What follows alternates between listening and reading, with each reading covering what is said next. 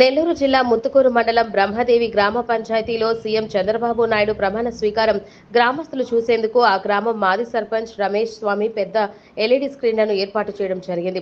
ఉదయం నుంచి అధిక సంఖ్యలో గ్రామస్తులు అక్కడికి చేరుకుని చంద్రబాబు నాయుడు, పవన్ కళ్యాణ్ ప్రమాణ స్వీకారాన్ని తిలకించారు. ఇరువురు ప్రమాణ స్వీకారం చేయి సమయంలో పెద్ద ఎత్తున బాణాసంచాలు పేల్చి సంబరాలు చేసుకున్నారు. గ్రామంలో పండుగ వాతావరణం నెలకొంది. ఈ సందర్భంగా రమేష్ ఆచార్యులు మాట్లాడుతూ 4వసారి చంద్రబాబు నాయుడు ప్రమాణ స్వీకారం చేయడం ఎంతో సంతోషంగా ఉందని అన్నారు. కూటమి పెద్ద విజయం సాధించిందని పేర్కొన్నారు.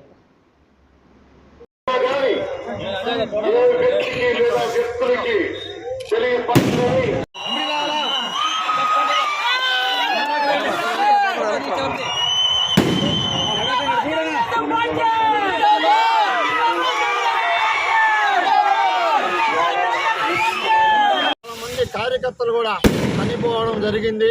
ఇటువంటి పరిస్థితుల్లో ఒక దుర్మార్గమైనటువంటి, ఒక దుష్టమైనటువంటి ఆర్థిక పరిపాలనని అంతమందించారు. ప్రజలందరూ కూడా ఒక సైలెంట్గా ఓటింగ్ చేసి ఓట్ల రూపంలో వాళ్ళ యొక్క బాధను ప్రజలందరూ కూడా తెలియజేశారు.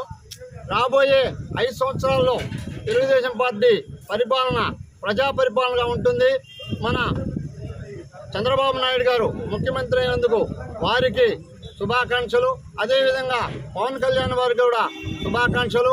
అట్లే మన చంద్రమోహన్ రెడ్డి గారు దాదాపుగా 20 సంవత్సరాల క్రితం ఆయన ఓడిపోయి అప్పటి నుంచి చారిత్రాత్మక విజయంగా ఈ సర్వేపల్లి నియోజకవర్గంలో ఈనాడు గెలవడం అనేది మనందరి అదృష్టంగా భావిస్తున్నాం.